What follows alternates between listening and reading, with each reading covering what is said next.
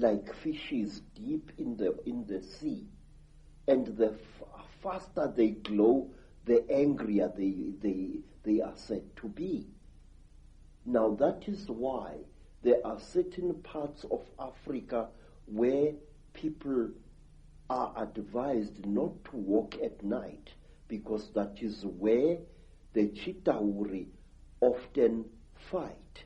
And one of these parts of Africa, say, is a remarkable place called the Mountains of the Round Rocks, Matopo, wrongly pronounced Matopo, in Zimbabwe. These hills are really not remarkable in themselves. These hills are said to be the one place in Africa where the Chitauri have been seen. And these hills is where Cecil John Rhodes lies buried, but there is more. You must visit this place at one time. Amongst the rocks on the Matopo Mountains, you find a species of lizard which you don't find anywhere in Africa or the world. A species of lizard which responds to the call of a human being. When I first arrived in 1958 in the land called Rhodesia, now known as Zimbabwe, I found an African there who was a tourist attraction. He was a game warden who made strange sounds, calling out, and as he called out, these strange lizards, the only type of lizard anywhere on earth which responds to the human voice, used to come out of cracks and out of holes in the ground and to gather around this African. And it was this African game warden who told me that the sounds he is making are not just noise. They are the speech of the Chitauri star gods.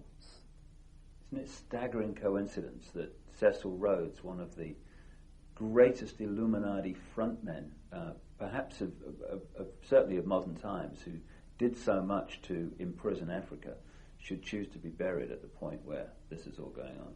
You see, sir, Cecil John Rhodes wormed his way into the hearts of Africans, and in their despair, wise men of the Mashona people, wise men of Matebele people, tried to make Cecil John Rhodes one of them.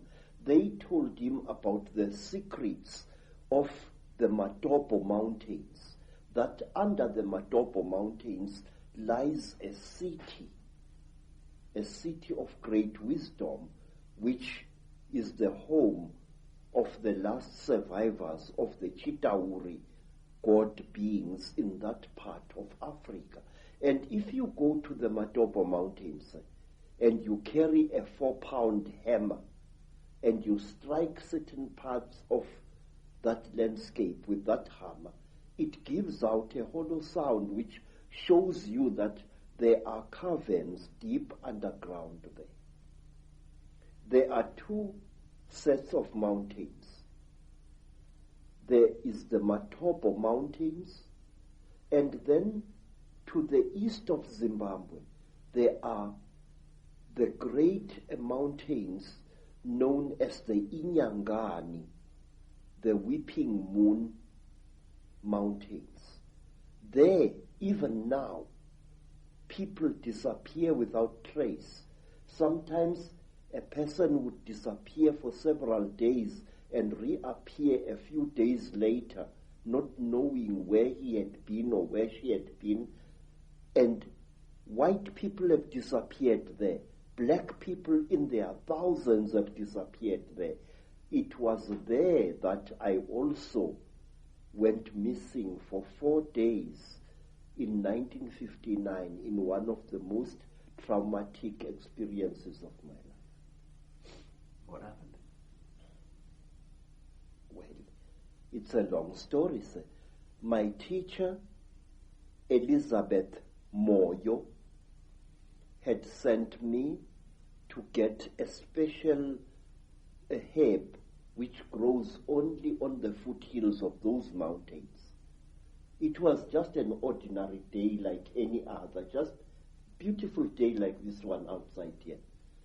And I love the African wilderness. I'm at home in the bush, especially in the days when I was still in good health.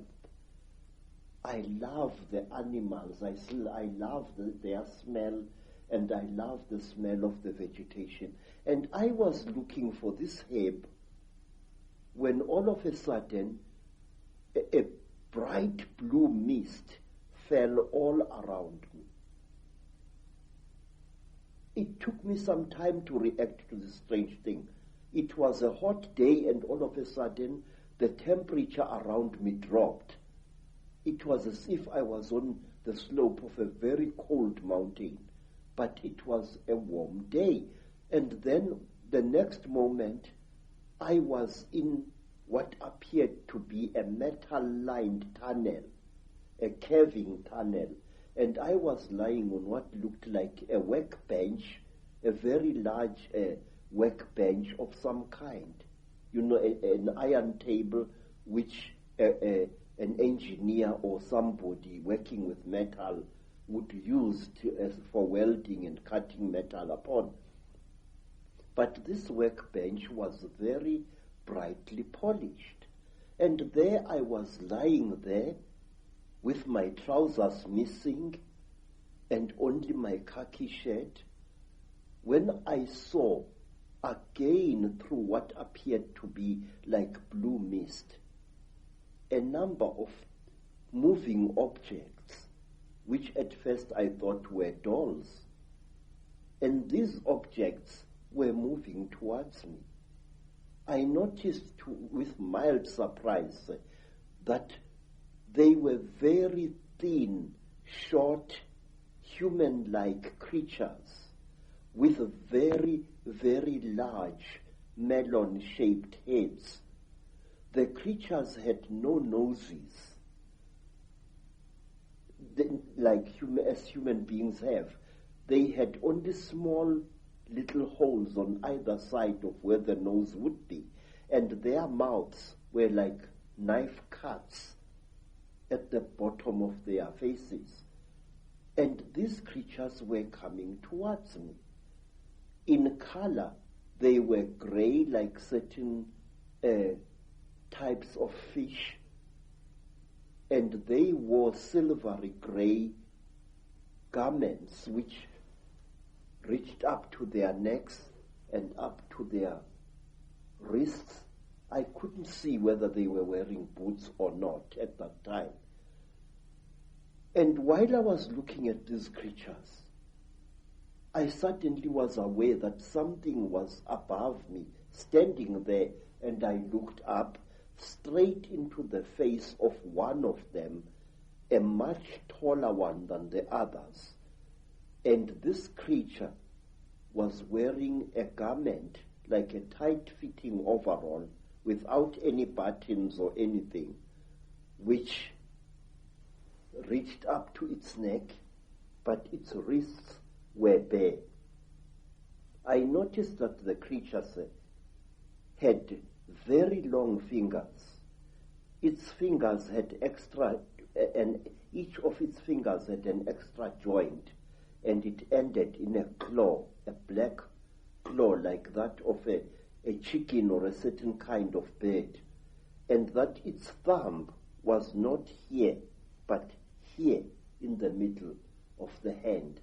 And this thing was standing above my head and looking down at me, and I was looking at its eyes, which were very strange indeed. It was as if it was